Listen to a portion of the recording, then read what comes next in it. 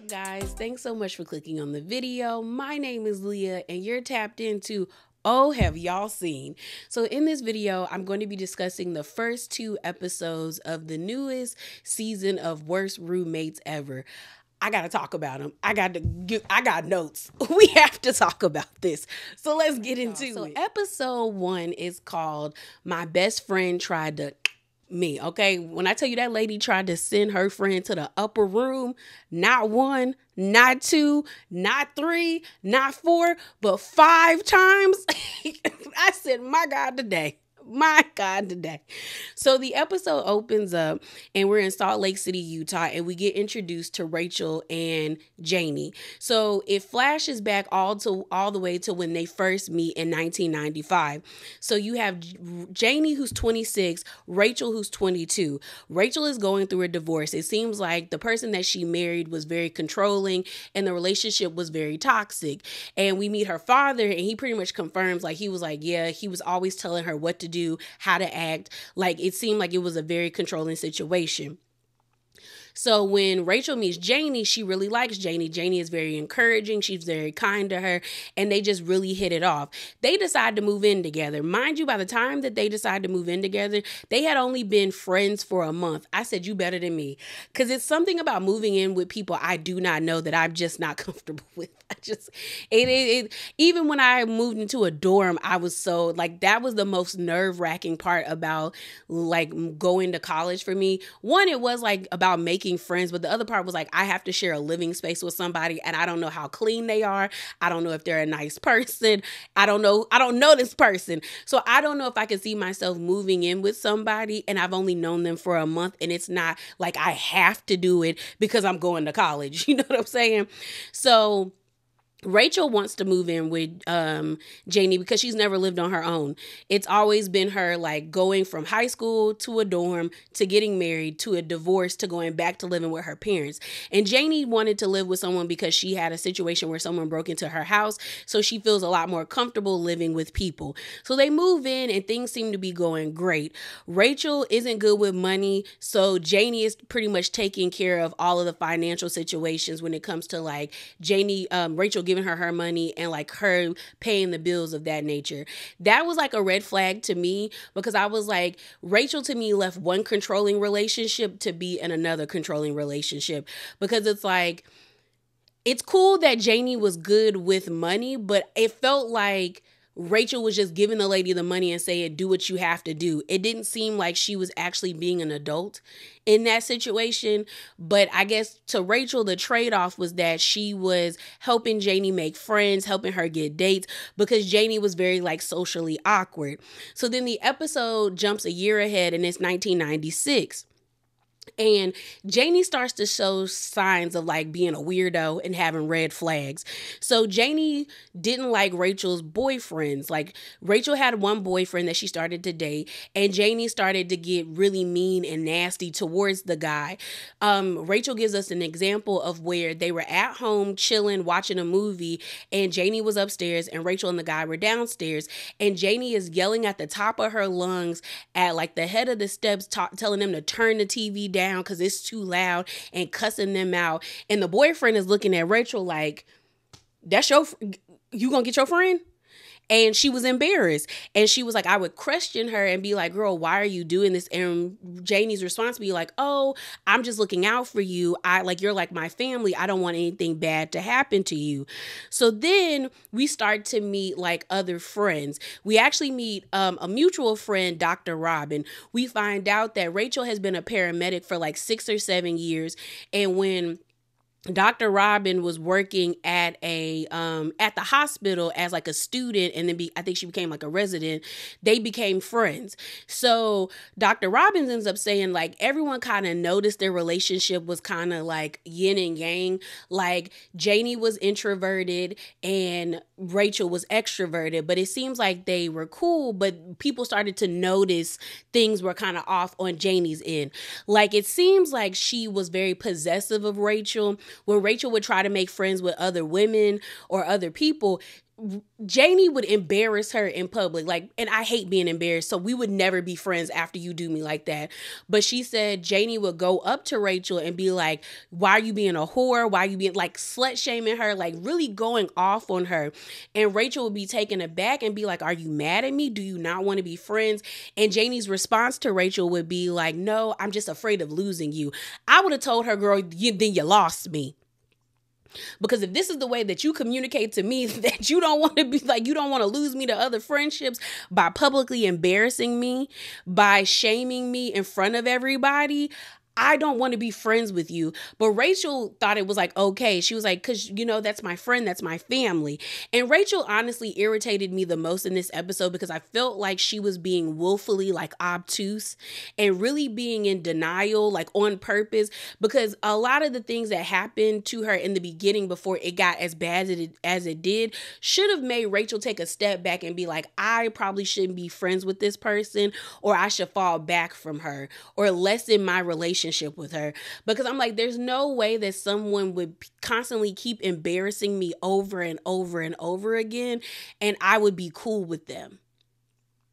But I also feel like Rachel had a codependent relationship with Janie. And I was glad that Dr. Robin said that, because a lot of their friends thought either people thought that Janie was possessive of Rachel, envious or jealous of Rachel, or people thought that Janie was in love with Rachel, because anytime Rachel would get into a relationship, Janie threw a fit about it. Like she was going off on her. And Dr. Robin said it was definitely a codependent relationship. And I think Rachel liked the fact that she had somebody that was like so wound up and so like always on her. And Janie wanted to always have that constant friend around. Because again, a lot of the things that Janie was doing to Rachel, I was like, yeah, girl, you should have stepped back. But I think Rachel traded two controlling relationships, because she got out of that relationship, that divorce, or that marriage, and was divorcing this man to get into another relationship with somebody who seems to probably be just as controlling, if not worse, than the previous person that she was in a marriage with. All right, y'all. So the next part of the episode, it jumps to 14 years into the future, and it's now 2010. So that's letting us know that Janie and Rachel have been living together for 14 years and been friends for 14 years. Rachel doesn't really have much of a social life by this time, because she pretty much kind of like distanced herself from her other friends because of Janie's behavior. And basically Janie is kind of like her sole friend right now. I said, girl, could not be me. And we find out that unfortunately, Rachel suffers a severe back injury. She ends up herniating a disc in her back, and now she no longer is able to be a paramedic. She no longer has a social life anymore, and she no longer is able to do her favorite pastime, which is go running. So she is kind of going through it. She then ends up finding out that she's pregnant. Girl, could not be me. Could not be me, because I would have got rid of it. Because we also find out that the father of this baby pretty much tells her, I want no parts, but she chooses to have the baby. We find out that the little boy name is Ryder and that he's autistic. There is a very beautiful scene in this dark episode where we find out that the doctor said that Ryder would not be able to communicate. He would be nonverbal. But in the episode, we actually hear him sing and speak a few words, and that's all because of Rachel. She basically said, I love singing. When I would go running, I would just get lost in the music in my headphones. And so I just chose to sing to Ryder every single day for the first 18 months of his life. And that unlocked something in his brain for him to be able to speak. And I thought that was very beautiful. Like, it just hones in on the fact that just because somebody is different does not mean that they are not capable of doing things that everybody else can do. You just have to teach them in a different way. So I thought that was very sweet. We find out that Janie is very enamored with Ryder. She loves her some Ryder, okay? And Rachel loves the fact that her friend loves Ryder. So Rachel decides to take out a $500,000 life insurance policy on herself, and also writes in her will that whoever has custody of Ryder gets the life insurance policy. And you know who she said, if anything happens to her, that can have Ryder? Janie. So Janie is now supposed to be the sole caretaker of Ryder if in the fact something happens to Rachel. So then the episode jumps to 2015. By this time, they've been friends for 20 years and living together for 20 years. Because of Rachel giving birth to Ryder, she ends up herniating another disc. And the doctors pretty much tell her, girl, if you do not have surgery, it's a wrap for you. It's truly a wrap for you. Like, you are going to be severely disabled and face a lot of complications. So she decides to have back surgery. Because of having the back surgery, she was unable to pick up Ryder or really like move around with him a lot. The family really loved the fact that she was living with Janie because of how much Janie loved Ryder. So everything seemed to be going smooth. Janie takes like this very, like, she's taking care of Ryder like that is her child. Then next thing you know, Janie decides to start working respite. And so I had to Google what that was because I was like, what is respite? So let me read the definition for you guys. So it says a respite is a break for something that is difficult or unpleasant. So they said that respite care provides short-term relief for primary caregivers, giving them time to reset, travel, or spend time with other family members and friends. The care may last anywhere from a few hours to several weeks at a time. Respite care can take place at the home, in a healthcare facility, or at an adult daycare center. So Janie is getting paid for respite as well as getting paid to work at her other job because we find out that Janie was working at like a career center for the indigenous people and, you know, helping them get careers. So I was like, okay. They're not hurting for money because Janie is really doing what she needs to do. She's stepping up. So things start to get weird because Rachel is bedbound and really can't do much with her son. On the occasions when she can, like going to like school events and outings, she's noticing that the community is thinking that Ryder is Janie's child. They go to like a school event. The principal thinks that Janie is Ryder's mom. The teachers think that Janie is Ryder's mom. Like, everyone thinks that Janie is Ryder's mom, and it is pissing Rachel off, okay? And she was like, people were treating Janie like she was the mayor of the school. It was weird. And she was like, that's not her child. This is my child. It got to the point where they were arguing about the child, like arguing about Ryder, like if Janie could take Ryder to work or not. And Rachel was like, no, he needs to be in school. Side note, the cartoon dramatizations that they had in this were so eerie. They were so eerie and uncomfortable. They were so uncomfortable. And it really added to the feeling of how dangerous and how like sinister these people were to these other people, to their roommates.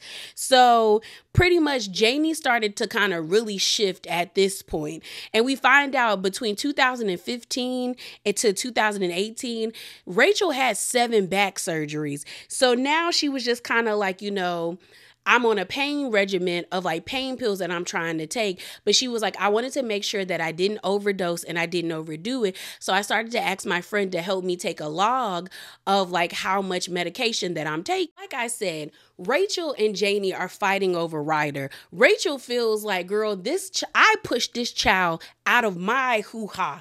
I got a herniated disc for this baby. You can't tell me nothing about my child. And Janie feels like, well, I've been taking care of him. This is my child. And Rachel's like, he's not. Know your place. So Janie didn't take too kindly to that. So she decided, you know what? I'm going to let you know what's up, Rachel. So one day Rachel goes to the mailbox to get the mail and she sees like a letter there addressed to her and it's like court documents. She finds out that Janie is suing her for full custody of Ryder. And Rachel is like, girl, what?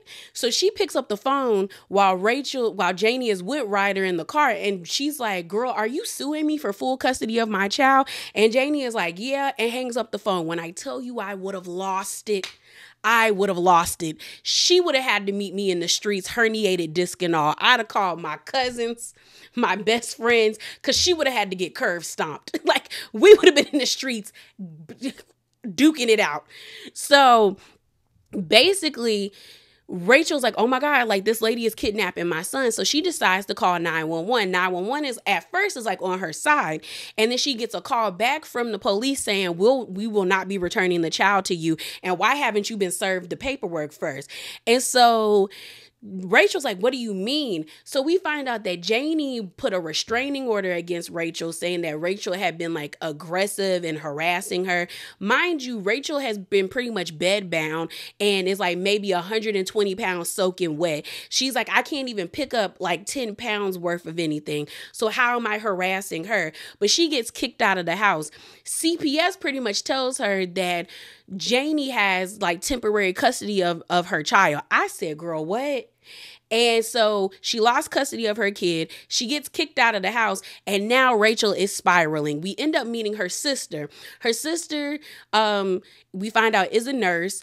And she's also like close to Rachel. And she's just like, Rachel was going through it. And she was like, had we lived closer, we probably could help her out a lot more. And that's why the family liked Janie, because it seems like everybody else was spread out. We find out that Rachel is like the sixth child out of 7 kids.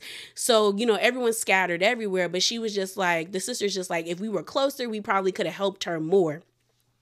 And she even said, girl, Rachel was down bad. Who wouldn't be?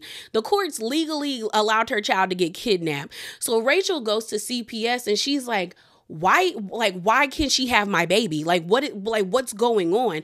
And so CPS basically tells her that Janie told them that Rachel was a violent drug addict, that she had a serious opioid addiction, and that is why they gave her the, go ahead to be able to take her child from her.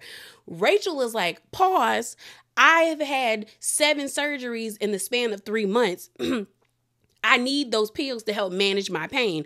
Once the like protective services, child protective services, hears this story, they realize Janie is lying and they give the child back to her. You talking about I was irritated.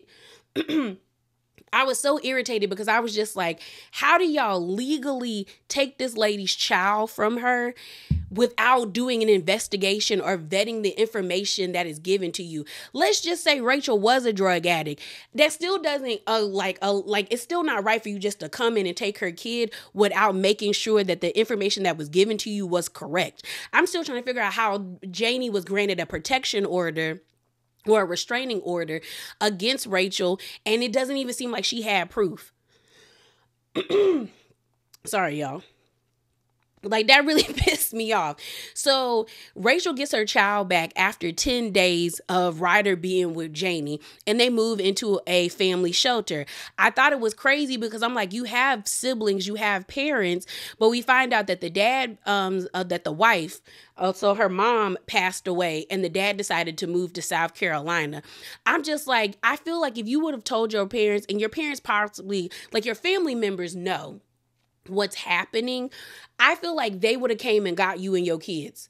I'm kind of looking at the family like, why didn't you come get your sister and your nephew or your grandchild and make them move with you? Why did they have to live in a family shelter for 6 weeks? And I don't know if Rachel was lying to them or not, but to me, that shows that there was a disconnect in that family, because ain't no way we're going to allow you to live in a family shelter when there's 6 of us that could help you take care of your child. On top of that, we wouldn't allow you to move back in with the lady who did this to you, because like I said, Rachel and Ryder move into a homeless shelter for 6 weeks, and Ryder starts to regress. And it makes sense because he's used to being in the comforts of his own home. Now he's in this shelter that's probably loud, but with a bunch of people he doesn't know, and he's uncomfortable. And he's constantly asking Rachel, when can we go back home? When can we go back home?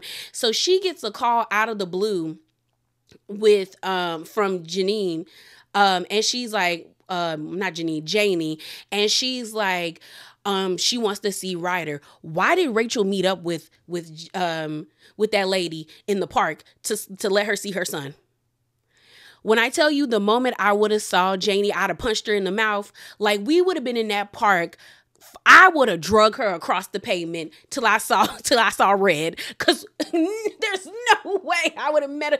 I was like, okay, Rachel, the sympathy for you is starting to like lessen more and more as this episode goes on, because again, I just felt like this lady was being purposely like oblivious and obtuse about this situation, because I'm like, there's no way I would allow my son, even if he wanted to see Janie, to meet her again after she did what she did to me. Because that to me says that lady means you no good. And if she means you no good, she don't mean your child any good. So they move back in with Janie, and then the episode fast to 2019. So somehow Rachel injures the back of her neck and she needs neck surgery. Janie, she is supposed to help her clean her incisions from her neck surgery. Why is Janie like rubbing her incisions? And I'm like, girl, and it's hurting Rachel. So then next thing you know, Rachel is like, hey, can you look at my neck? Because it's really like irritating me. And Janie's like, no, it looks fine. It looks great. So Rachel decides to go to the doctor. When the doctor goes to like check her neck, he is visibly like shocked. Like he is like, oh my God, like this is a massive infection on the back of your neck. We got to get you to the ER. So that lady lied to you as she was cleaning the back of your neck, and you still think she's a good person, Rachel? Okay. They basically, take her into surgery to clean her wounds and her incisions and like resuture her back up. And they basically tell her, girl, you have MRSA. And I was like, oh my God, I've heard of MRSA. And then I remember MRSA is a staph infection. MRSA is a type of staph infection. MRSA is a type of virus that is caused by the bacteria Staphylococcus. And it is pretty resistant to to antibiotics. So her sister, we find out, that's introduced in this segment, is a nurse. And she was so shocked because she was like, MRSA normally only happens, like certain staph infections normally only happen like in the hospital. So everybody kind of like brushed it off and thought that maybe she got the MRSA from being from being in the hospital. But I'm like, nobody thought about Janie. Like, this lady is like rubbing your incisions. She lied to you about whether or not the cut on the back of your neck was clean or not. And we're not thinking this lady isn't doing this to you. The next date we see on the screen is June 9th, 2019. And we see Rachel, and girl is waking up in the hospital. They said her blood glucose level dropped to 13. And that's deadly. Okay, your glucose level is normally between I think 75, and even that's kind of low. But I think in the 75 to 100 and 10. But I've seen in animals, I think it's 75 to 120. But the sister, being a nurse, was like, your blood glucose level is supposed to be between 80 to 110. So everyone's like, girl, how did this happen? Because Rachel's not diabetic. So they're just like, what is going on? So next thing you know, the sister gets a phone call from Janie, and Janie's basically with no emotion is telling the sister hey, you need to come to the hospital. I think Rachel might die.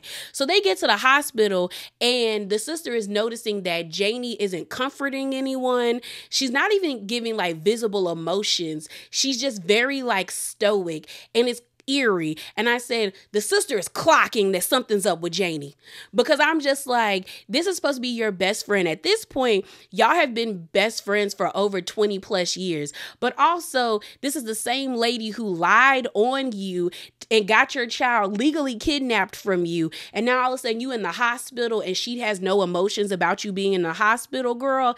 That's what big sisters do. They notice things. Because I'll say, girl, this ain't right.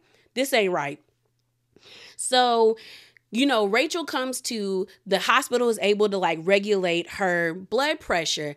Next thing you know, she gets out the hospital, or her blood glucose level. She gets out the hospital on a Sunday. She ends right back in the hospital on a Tuesday, and the same thing happened.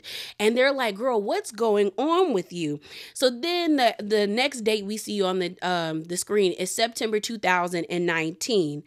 And at this point, you got Rachel taking spoonfuls of sugar before she goes to bed. She just eating sugar because she's scared. She's scared. So then you have Dr. Robin, her friend, who's a doctor now that she met when she was a paramedic, is it was getting weird. She's getting all these tests done. She's all her other screenings are saying that she's normal and she's fine, but she keeps ending up in the hospital. She keeps making these Facebook posts about thinking that she might have cancer, that she doesn't know what's happening, that she's afraid she's going to die. But it's just, this whole situation is weird. So Dr. Robin actually says, I asked her, girl, are you doing this to yourself? Because this isn't normal behavior. This is not what normally happens to people. people. Like, it's giving you might be doing this to yourself. And Rachel basically adamantly, like, she is like, no, I'm not doing this to myself. I'm actually quite scared. She tells us that they have a bunch of like endocrinologists, basically people who check hormones and stuff. They're trying to figure out, girl, what's going on with you? They're running tests back to back to back.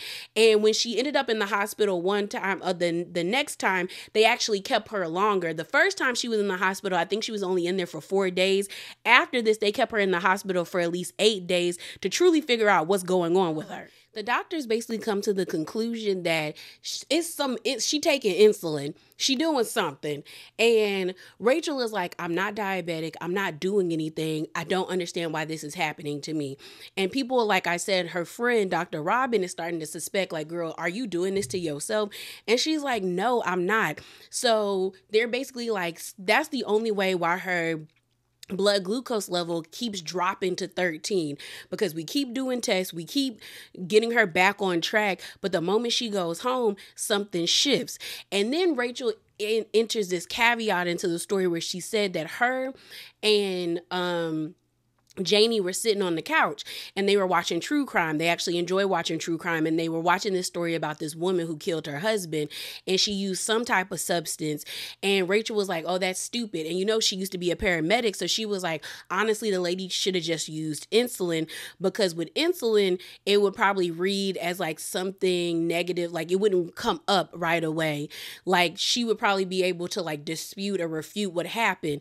And so they're talking about it, and like hindsight is 2020. Rachel is kind of thinking about how like I basically helped her plan my own murder, because she really didn't engage in that conversation after I told her that. She was like, oh, okay. So she was taking notes. Things get worse. Okay, they get worse because in walks in the FBI. So now the story moves to December the 12th, 2019, and we meet Agent Steve, and we meet a female agent, but they don't tell us what her name is. And they both work in the Department of Weapons of Mass Destruction. So their whole department is about finding out and figuring out like who's moving like weapons or biological or chemical agents across state lines. And they get a phone call from one of their agents who's like going undercover on the dark web, and he noticed that somebody has purchased Versa. Just like MRSA, Versa is a version of the bacteria Staphylococcus that is like antibiotic resistant. And if you're a person that has a pretty healthy immune system, you normally are able to fight it off. But if you have, or if you're immunocompromised, it's a death sentence. So they're like, okay, who is ordering Versa, and are they trying to infect a large group of people or just one person? So then in comes in Michael, who is the lead prosecutor in, I guess that in Utah or a part of this department.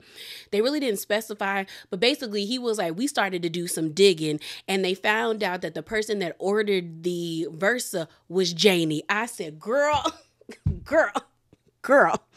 So the episode jumps to like 2000, not 2000. The episode jumps to like, I think December the 13th or 14th. And we get this scene of Rachel, and she's pretty much saying that Janie started to act kind of distant and weird. Like she wasn't very attentive towards Ryder. And it feels like Rachel does not have survival instincts, because if she's being weird towards you and your son, why would you then make it worse by telling this lady that you took her name off the wheel as of getting like Ryder, and you put your father's name there? And so now Janie is really acting weird, because now she pissed that she is no longer the sole caretaker of Ryder, and the fact that you kicked the bucket, it's your daddy, and that person gets your $500,000 life insurance policy. Rachel, she wasn't thinking, and it was pissing me off. So the scene switches to December the 19th, and the FBI agents decide to send Janie fake Versa. They send the fake disease or the fake bacteria to her. She goes and picks it up at the post office. Mind you, I was kind of taken aback that she was picking up Versa at the post office. I was like, you order something off the dark web, aren't y'all supposed to like go meet like like in an alleyway or in like a shipyard in the dead of night, like at 2 or 3 o'clock in the morning to get your package and leave. Like it was so like I was just like, you just going to pick this up at the local post office in broad daylight with no disguise, no nothing. So she picks up the Versa and then she gets apprehended by the police and the FBI agents and they bring her in for questioning. At this point, if I was her, I would have just confessed because she started lying. At first, she said it was coffee in the box. Then she said it was like yeast to make beer. And the FBI agents are like, do you really like believe that yourself? Like, come on, sis. And I'm like, they already got you, so you might as well just tell the truth. So she finally admits that it is staph, but she's like, oh, I'm using it for experiments to see if I can help my friend with what she's going through. So they're like, what's your friend's name? So they go to Rachel. They go to the house. Rachel is like scared, confused, like she doesn't understand what's happening.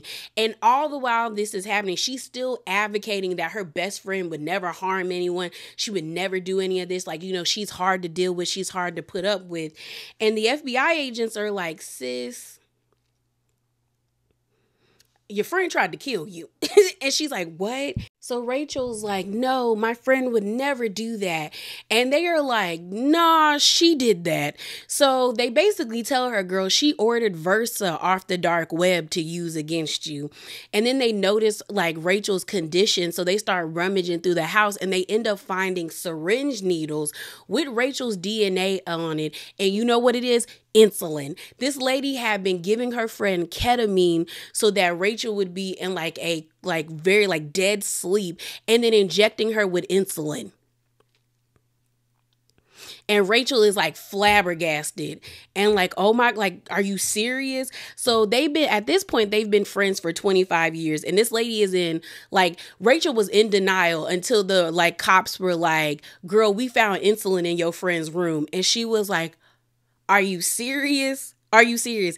The cop ends up telling her, or the FBI agents end up telling her, like, girl, she possibly tried to kill Rachel 5 times in the span of a year, like pumping her full of insulin. She also ordered MRSA off of the dark web. And that's what they found in the back of Rachel's neck in her incisions.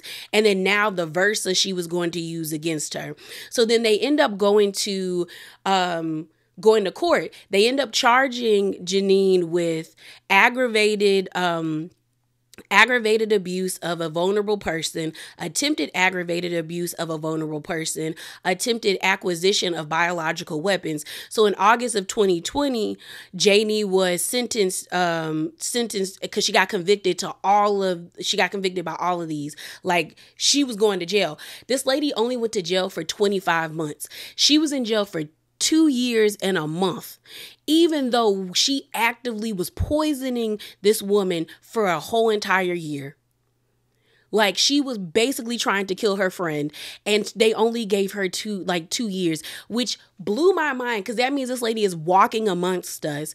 Mind you, I'm also like, there are people in jail for weed, for stealing out of Walmart and Target with harsher sentences than this. But this lady who was ordering stuff off the dark web to kill her friend so she could take her child and cash in on her insurance policy is allowed to be free in 2 years.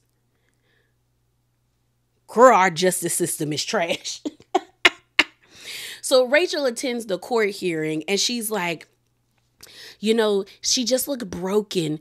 She ruined her life, not mine. But I do wonder, what could I have done? Like, did I miss something? I said, Rachel, you're pissing me off because there's no way I would have any sympathy or empathy for someone who actively tried to ruin my life, who tried to take me and send me on to the upper room because she wanted to steal my child and cash in on my life insurance policy. And then when you hear the audio of Janie talking about, he's going to come back to me, I'm going to get out and I'm going to go get him because he needs to be with me. She was talking about Ryder. I said, girl, I hope and pray that lady has a license to carry. because there is no way I wouldn't be strapped with that psycho out here roaming the streets. I just don't get how she is out able to walk freely and she actively poisoned this woman. And it's just like, oh my gosh. My gosh. And like I said, Rachel just worked my nerves. Eventually, my sympathy left because she kept making excuses and it felt like she was purposely being in denial about this relationship because she just didn't want to believe that Janie would do something like this to her. But I'm like, if she could get your child legally taken away from you and lie on you in such a way and alter your reality in such a way, why don't you think she would be capable of harming you physically in such a way? And I'm still confused why her family just didn't go and get her. And I don't get why she just didn't move to South Carolina with her daddy. I know it takes a lot to move. I know money and I know things are tight, but I just feel the way my family is set up and other people's families are set up. The moment they would have found out that Janie did what she did to Rachel, like I know other people's families would have came and got their family member to make sure that they were okay. There was no reason why that lady should have been in a shelter. There was no reason why she should have went back to live with Janie after that lady did all of this to her. There's also no reason why she just didn't move to South Carolina or move with her sister who stated that she lived like 4 or 5 hours away from her. This could have been avoided. Could have been avoided. But let's move on to episode 2. Was insane. And the way it opened up was so like chilling because we opened up listening to the audio of our victim Anita fighting for her life in her home. And so it opens up, you see a crime scene, they show you blood, there's tufts of hair like scattered everywhere. And it's like, oh my God, like this broken glass, like it was a bad scene. And so it opens up and we're in Cathedral City, which is between Palm Springs and Coachella Valley. And we meet Sergeant Heather Olson and Detective Albert. And basically they open it up and they said, the date is June the 14th, 2016. And they got a welfare call to go check up on Anita. And it came by way of her son and the daughter-in-law. And basically when they get to the house, unfortunately, Anita is dead in the pool, beaten to death. And they're just like, whoa. And so the police are actually very shocked by how gruesome the scene is because in Cathedral Valley, it's more of like a middle class, working class area. There's not a lot of crime. Sergeant Olson basically says that they deal with maybe 1 to 5 murders a year. And she was like, crime doesn't really happen in this area. The Detective Albert says they have a large senior citizen population. So it's a retired area. So basically we start to get to know who Anita was. So we meet her son and we meet the daughter-in-law. We find out that Anita divorced her husband earlier on in the marriage because the guy just wasn't doing her right. She ends up becoming friends with a couple of her girlfriends and they convince her to move out to Palm Spring, Cathedral City type area. They're like, girl, you will love it. It's a vibe. So in 2002, she moves to Cathedral City and she ends up finding a home. It's a 3-bedroom, 2-bedroom house and she loves it. And the son was talking about how he's like, it seems like my mother felt like she arrived once she got this home. So she's in this house. Things seem to be going great. Around the time Anita turned 60, she ended up having to quit her other job where she, I guess, was like a consultant for like cleaning services where she would outsource people to go clean houses, like, I guess, like senior citizen homes and like places, you know, she was consulting. And she had to stop that as she got older. She ended up retiring. So she started working at Walgreens, but you know, retail don't pay a lot. So she wasn't really making ends meet. She ended up having to take out a loan on her car in order to pay her mortgage. So she started to basically use Craigslist to get, roommates. And that's where I said, girl, that's where you lost me. Because ever since I was a child, I've never heard anything positive from Craigslist. I've never heard anybody having positive experience from Craigslist, whether it's the Craigslist killer or people buying animals or cars or like furniture or clothes. I've never heard anyone have a positive experience when it comes to Craigslist. Okay. So Anita ends up like just letting anybody come and stay with her. She ends up renting out the other two rooms, but her son and her daughter-in-law is like, are you like doing background checks? The son is like, my mom would just allow anybody to come and live with her. Like she wouldn't do background checks. She just had the ad on Craigslist. They would give her like the deposit, which I think it was like $750 or something, or that was the first month's rent, which I think was the deposit. And then she would give them the keys and go on about her day. But eventually she ended up running into squatters, and the son and the wife were like, it was a revolving door of people coming to live with the mom. And the son was uneasy. He was like, Mom, like, girl, why don't you like come live with us? We find out that the son and his wife lived in San Diego, which is like 3 hours away from where Anita lived. And she didn't want to because she enjoyed her freedom. But they were just worried because they were like, why are you not vetting these people? You don't truly know them. Anita's like, girl, it's fine. It's fine. I'm fine. So then we meet Daryl, aka the Cat Man. So we find out that Daryl has been on hard times. He's going through a really bad divorce. He's losing money. His credit is jacked up. Daryl was living in the shack in the desert without any air conditioning, nothing. He's just suffering. And so he finally hops onto Craigslist looking for somebody who is just as down bad as him that will allow him to come live with them without doing a credit screening or anything of that nature. And Anita decides like, you know what? Yeah, you can come stay with me. So he moves into the room with his 2 cats. I think it's by the time the episode ends, he has 3 cats, but I think he started off with 2. But he moves in the room with his cats and he's like, this is great. I have my own living room. I'm good. And he didn't really bother Anita. Daryl was like, I respect my elders. We really didn't have any issues. I was out of her way. She was out of my way. I thought this was great. This was great. Everybody was like, things seem to be going great. The son ends up saying that Daryl was his mom's longest tenant, and they seem to have a pretty decent relationship. So like the son said, Daryl had been Anita's longest tenant. He paid his rent on time. He paid his rent on time. He took care of his cats. He wasn't in Anita's space. Anita wasn't in his space. He even defended Anita when another tenant was trying to come at her because she wasn't doing background checks. Still, Anita felt like it was too costly to do background checks. But all in all, things seem to be going great. I think Daryl moved in around 2014, March of 2014, but everything seemed to be fine. Then here comes Scott. And I think Scott came into the picture around 2016. So Scott moves in. Daryl is like, okay, Scott seems to be the typical type of Palm Springs type of dude. He's gay. He has a good job. He seems very clean cut. I think we have a winner with this tenant.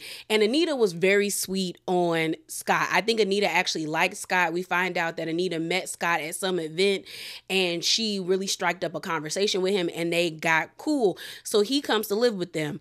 Honestly, when they show Scott and then they show the dramatization of Scott meeting everybody, he gave sinister energy. Scott gives Purge. Scott gave me, he would partake in the murdering part of the Purge. Mind you, whenever I've looked at the Purge, I've always had the mindset of like, I would rob, I would be robbing a banker, like maybe 2 or 3 banks, try to steal me a car off a lot, I would legit find a way to hack into Sally Mae and delete all of my student loans. Like it never crossed my mind to just go on a rampage, just sending people up yonder. But Scott really gave that. Even his pictures were kind of like something about him is off. Okay. And it doesn't have anything to do with him being gay. Nothing to do with him being gay. It was just like something about that man was just off. And I was just like, But like I said, it seemed like Anita was sweet on him because Scott was able to manipulate and play in Anita's face and blame all of the things that were happening at the house on Daryl. And I also think it's because Anita and Daryl never had a relationship like that. Daryl was a little weird. I ain't gonna lie. They posted a video of Daryl playing with some like knife thing, and it was giving kind of active, you know what vibes. And I said, Daryl, you a little weird. That don't mean nothing, but you giving a little weird energy. But Anita never really socialized with Daryl, but she was fully committed to trying to be friends with Scott.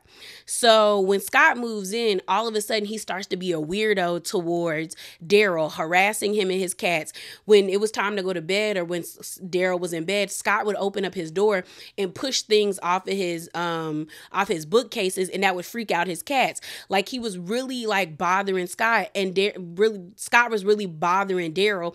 And Daryl was like, "Why are you doing this?" And Scott's response was like, "Oh, I just wanted to see if you were home." And I was like, weirdo. It got to the point where Scott lied on Daryl and said that Daryl had a flashlight in the bathroom, and the flashlight that was in the bathroom was a microphone and a recording device, and Daryl was using it to record Scott while he took showers. And Daryl was like, "Yeah, there's a flashlight in the bathroom, but it's only in there just in case of emergencies if we lose power. It's a regular flashlight." But Anita didn't believe Daryl. It got to the point where Scott was like stealing stuff around the house. He unscrewed the shower head and stole it and hid it, and he blamed it on Daryl. Anita was chastising Daryl, and Daryl was like, "Do you really believe I did something like that?" And then for me, my last straw would have been what Scott did that he accused Daryl of doing. Scott pissed, pooped, and vomited in the bathtub for 3 days straight and blamed all of it. I mean, all of it on Daryl. And Daryl was like, "Are you serious?" And mind you, let me tell you, when these glasses come off, your girl can't see. I kind of see if I squint, but I can't see. And I will never forget when I was in undergrad, it was like freshman year. I almost washed my hands in vomit. Like, I went to the bathroom and I was going to like wash my hands before I walked back to my room to go to sleep. And I have never seen vomit this color before in my life, but it was highlighter green with hints of like blue in it. It was weird. And the only reason I did not wash my hands in that sink is because I smelt how foul it was. So I can only imagine someone pissing, pooping, and vomiting in the tub for 3 days straight, and how that would send me. It would send me. And then to be accused of it, I would be so offended. I would be so offended. So Daryl decided, you know what? I got to find a way out of this house. So he started looking for a new home, like a new place to stay. And then it got to the point where Anita and Scott were locking Daryl out of the house, like putting up the chain link lock. And he was like, "That's not fair because I still pay rent and I still live here. You gonna let me into this house?" So now the police have to get involved. So then it fast forwards to March of 2016. And I think that is when Scott actually moved in, was March of 2016, but the year of 2016. But no, I think it was March of 2016, because Daryl ends up making this statement. I'm getting ahead of myself. So basically, Daryl decides to go on vacation and go hang out with his friends for a couple of days. He gets back to the house. They lock the door on him again, and he calls the police. And he's like, "They locked me out again." And at this point, Daryl is like, "I built up a relationship with the police because they keep locking me out." But this time, the energy from the police was different. So Daryl's on the phone being like, "They locked me out." And they're like, "Stay right there." And Daryl's like, "What?" So he gets there and he gets arrested. And he's like, "What am I being arrested for?" They throw him in the back of a cop car and they're like, "You know what you did?" And Daryl's like, "No, I don't. Like, what am I being arrested for?" They book him and they put him in jail. And the only time he figured out what happened to him is when he got a public defender, because he didn't have enough money to bail himself out. They both lied. Scott and Anita lied on Daryl and said that Daryl committed elder abuse against Anita, that he was being violent and aggressive, and he like shoved her. So that's why he was in jail. And they also accused him of like property damage and everything. And the reason why I say I think that's when that Scott only lived with them for a month is because Daryl says this all happened in a span of like 3 weeks to a month. So Scott started acting crazy the moment he moved into the house. And Daryl suffered the consequences. The episode goes back 4 years, and then we meet Julie, and the year is 2012. And basically, Julia lets us know that, girl, I used to be roommates with Scott. I found him off of Craigslist. I said, y'all gonna get tired of getting things off of Craigslist. And he seemed cool. He had pets. He was a dog person. He was studying for the bar. And when he came over and he moved in, for the first month, everything was great. He was good energy, good vibes. They could sit on the couch, laugh, and discuss things. But then next thing you know, things shifted with him, and his dog started pissing and pooping everywhere, and he wasn't picking it up. And she was like, that's a problem. Like, I get it. Animals have accidents. I have a dog myself, but you have to clean up after that animal. Then he started to get mad at their other roommate. So the setup was very much the same as what he had with Anita and Daryl. There were 2 other people, and then he moved in. And Scott was saying that the other roommate, who they didn't give a name, was leaving the door unlocked. I feel like Scott left that door unlocked because he wanted to have a reason to bitch and complain and be nasty towards both of these people. He started eating their food. He ate the other roommate's birthday cake. He was like stealing from them. It was getting crazy. It got to the point where Julie, I think it's Julia or Julie. I think y'all know who I'm talking about. Julie, we're just going to call her Julia, where she opened up her liquor cabinet and he drank all of the alcohol. So we're finding out that Scott is an alcoholic and a violent and mean one at that. And it was to the point where she started to get scared because he started to harass her through phone calls, through emails, through text messages, calling her ugly, fat, flabby, just really being nasty towards her for really no reason other than the whole door being unlocked and him feeling some type of way because they live on the first floor. But again, I feel like Scott was the one that was unlocking the door and trying to blame it on the other roommate. And Julie ends up explaining that it got so bad that she was scared that Scott was going to harm her dog. So she would run home anytime he would call her, because it went from him cussing her out to then he was leaving her voicemails where he was just breathing on the phone. So she would get home and just be like, oh my God, is my dog okay? She was just freaking out. So eventually her and the other roommate went to the landlord and was like, we need to change the locks and you need to kick him out. And eventually the landlord, after a few weeks of them really being persistent, decided to kick Scott out. So when they finally got into his room, they were shocked with what they saw. It was dog food everywhere. He had used condoms everywhere. It was just disgusting in there. It was poop and piss everywhere. And they found out that Scott had left his window open so he can come in and out the house and take his stuff out. It was just crazy. He was just crazy. And we end up finding out that all of that happened within the span of like 2 months. And Julia was like, he really did give the energy that he was going to snap one day. And I'm just happy that he never snapped on me and the other person. She was like, it was just crazy living with him. So then the episode jumps back to 2006, and now it's April of 2006. Now it's April of 2016. And Scott has lost his job. He stopped paying rent. He is being filthy. He's now arguing and beefing with Anita. And he's stealing vanilla extract bottles because it has alcohol in it and just drinking all of Anita's vanilla extract bottles. I said, oh, that's an alcoholic. I will never forget watching that episode of Intervention where that girl was drinking hand sanitizer because it has alcohol in it. I said, oh, he an alcoholic. And like Anita going through it. Scott is broke. He not paying rent. Now he's stealing her vanilla abstract or whatever and drinking it because he's an alcoholic. She's starting to realize that all of the crazy and weird things that were happening when Daryl was in the house was not Daryl. It was Scott. So she's regretting lying on Daryl while he lying on Daryl and getting him arrested. And while all of this is happening, Daryl is still in jail because he doesn't have the money to bail himself out. We then get introduced to this guy named Rob, who we find out is Scott's ex-boyfriend. We're in California. That's, I think, where Rob and this man met. And they were together for 12 years. He said that Rob and him had a really great love affair, that Scott did not have the best upbringing, that he had a physically abusive father and emotionally abusive mom. And he pretty much never really had a chance, but Rob really liked Scott and Scott really liked Rob. They both were interested in becoming lawyers, so they both went to law school. It seems like they went to different law schools because Rob ends up saying that when Scott got back from law school, he was different. He was like kind of very thin, like emaciated, and he was drinking a lot and popping pills.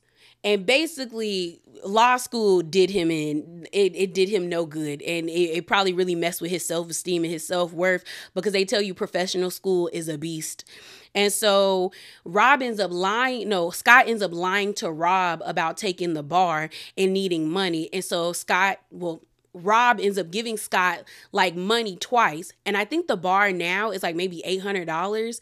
So I know it had to be roughly like maybe $200 or $300 back in the day. So it's crazy that Rob kept giving Scott money, even though Scott was never producing like a receipt that he went and took the bar. So one night things took a turn for the worse for Rob and Scott, because Scott got hella drunk, hella violent, grabbed a kitchen knife and chased Rob down the street with the knife, trying to, stab him. And Rob said he thinks the only reason why he is alive is because he outran Scott, and it was trash day. So Rob was like throwing garbage cans in front of Scott as he was like running away. And he said he outran Scott to the point that Scott got tired of running, so he stopped like messing with him. So they broke up in 2002. So we jump back to 2016 and it's May. And like I said, Anita is going through it. She is going through it. This point is getting worse because now like Scott is allowing the animals to do even more damage to the house. They're tearing up things. They're still pooping and peeing in the house. His room is filthy. He's hoarding things. He's taking the deadbolts off of doors so Anita can't lock herself in or anything. And she's just getting scared. And now she's a prisoner in her own home. So then she ends up admitting to her son and her daughter-in-law that her and Scott lied on Daryl. And they are like appalled at the fact that Anita lied on Daryl. And they said, girl, if you don't go and tell the police that you lied on Daryl, we'll no longer speak with you again. And so she went down to the courthouse and she perjured herself and told them that she lied on Daryl. So they released Daryl. Daryl was in jail for 100 days. I said, girl, I'd have been hot. I'd have been like, Anita and Scott would have had to see me in the street. They would have had to see me in the street. And Daryl even said that he wanted revenge. He said when he first got out of jail, he walked so long and so far that his feet were sore the next day. And it was the best feeling he has ever felt. So things jump to June 2016. And Daryl went and got his stuff from the house. He had a police escort. And he said he could tell that Anita felt sorry for what she did. But he also could tell that something was happening between Anita and Scott. Now, y'all remember he had his cats. I felt so bad for him. I felt so bad for Daryl. Basically, Scott killed them cats. Scott told Daryl that Anita had his cats euthanized, and everybody was like, Anita liked animals, so I don't think she would have did that. She probably would have had them rehoused. But it seems like Scott killed his cats, and Daryl was heartbroken because, like we said in the beginning, Daryl was going through a divorce. The only thing Daryl got to keep was his cats in the divorce, so they meant the world to him. So him losing those cats was just sad. And I said, you are a horrible person if you hurt animals. You are a horrible person. Point, Anita is terrified of Scott and she wants him out of her home. Her son and her daughter-in-law keep trying to press her and be like, hey girl, just come live with us. Just move to San Diego. But Anita's like, no, I'm staying here. And so with her staying there, they try to find ways to help her get evidence against Scott so that she can get him out of the house. The daughter-in-law is like, hey, why don't you start recording him? And she's like, okay, I'm going to start doing that. She ends up filing a restraining order against him and she gets it. But it was stupid because they didn't remove Scott from the house. They took the dogs from the house and they granted the order of protection, but they filed it in a way where Scott could still live in the house. He just had to stay 5 yards away from Anita. And I'm like, how do you give somebody a restraining order, but they still live together? That's weird to me. That is weird to me. So she's scared because she's just like, he's supposed to be out of my house. So she decides to go to work to the point where she didn't want to be there when Scott is served the papers and they come and get the animals. So she gets home. Scott puts like a wooden plank on the door so she can't open the door anymore. She can't open the house door. So she tries to go through the garage door. The garage door opener doesn't work because Scott unplugged the motor. So she calls 911 and gets a police officer out there to open up the garage door. And then they were like, oh, he unplugged the motor. So Anita wants the police officer to go in there and like reprimand Scott for what he did. And the police officer's like, I'm not doing that. This is a civil matter. Nothing criminal happened. And I'm like, sir, if she has a protection order against this man, you clearly see that he is like messing with her. Why not take the extra step and do your job and make sure she's okay? But no, he didn't do that. He didn't do that. So Anita starts recording in the house. Scott is pissed with her. All of this is happening around like 6:30, 6 p.m. And he's going off from her, calling her a see you next Tuesday, just going crazy. And Anita is scared, but she's still recording while he's going off on her.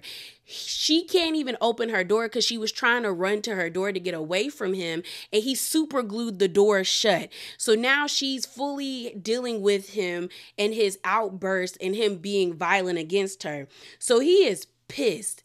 He is mad at her. Next thing you know, Anita calls her son. Anita calls her daughter-in-law, and the daughter-in-law calls her husband, and she's like, we need to get to your mom ASAP. I don't think this is going to be good. Like, we need to get to your mom now. And they're on the phone with the mom. They're telling her to call 911. They're trying to get her to get out of the house, and it's getting worse. And then the phone just goes dead. And next thing you know, that's when the police officers are introduced to us again in the episode where we meet Sergeant Olsen and Detective Albert, and they basically got a phone call that there was somebody dead and naked in the swimming pool. Police get there and they find Anita lifeless in the swimming pool. And like I said, the crime scene is gruesome. Like, it's blood everywhere, glass everywhere. There's tufts of Anita's hair everywhere. So like, he was really like beating on this woman. And the police go into the house, they have their guns drawn, and they're like looking for Scott. And Scott is naked in his room, curled up in a ball, and they handcuff him. He has like scratch marks all over him. So they know off rip, he's the one that did this to her. And they're just like, okay, sir. So they sit him down and they're like, what happened? And he's like, where's Anita? Where's my friend? You know, Daryl. It's Daryl. Daryl did this. And I'm like, y'all gonna get tired of blaming everything on Daryl. Okay. So the son and the daughter-in-law finally get to the house. And unfortunately, you know, Anita's gone. And we get this horrible scene of him just crying when he's giving his recount of what happened. And he was like, you know, my mom had her shortcomings, but she ain't deserved this. And even Daryl said, you know, I still am mad at Anita for what she did to me, but I don't think she deserved this either. And I said, Daryl had the most realistic, and so did the son, most realistic, like, responses to this, especially coming from Daryl, who they lied on him and he was in jail for 100 days. And he was like, I'm still mad at her, but she ain't deserved this. So they take Scott down to the precinct to question him. He ends up saying he wants a lawyer, but then all of a sudden his tune changes when they let him know there's a recording. So now he's like, what was on the recording? What was on the recording? And they were like, well, sir, you said you didn't want to speak to us anymore and you asked for a lawyer. So then they had to reread him his Miranda rights, and I think they played a bit of it, and he got mad and was like, I want a lawyer. I want a lawyer. So then he ends up asking for the death penalty. So they sentenced him for 25 years in prison for what he did to Anita. And I just felt bad for the son, because he ends up making this statement where he's like, I failed as a son. And I'm like, to me, you didn't, because you tried to get your mom to move. She's still a able-bodied adult. Like, she chose to stay in that house. And I think had she left, possibly she would still be alive, because I think eventually they would have kicked Scott out of the house because he wasn't paying rent. And maybe they would have said squatters' rights, but I don't know how squatters' rights work in California. But I think he would have got kicked out eventually, and Anita would be able to remove back into her home. But it's just messed up how things played out. Like, that man really beat that woman to death for no reason other than he was pissed that she got his dogs taken away from him. And I'm like, how do you not see your behavior like contributes to this? And then he probably, and I think, you know what? He probably did this when he was drunk and took it too far, because the fact that he asked for the death penalty, he knew he was wrong for what he did. And she didn't deserve to die in that way, if we being all the way honest, even though what she did to Daryl was messed up. Y'all, that is it. That is all. Remember to be bravely authentic, and definitely hop down in them comments below. If you like the video, subscribe. If you like what you heard, give me a thumbs up. But definitely hop down in the comments below and let me know your thoughts on episode 1 and 2 of season 2 of Worst Roommates Ever. And I'm out, y'all. Deuces.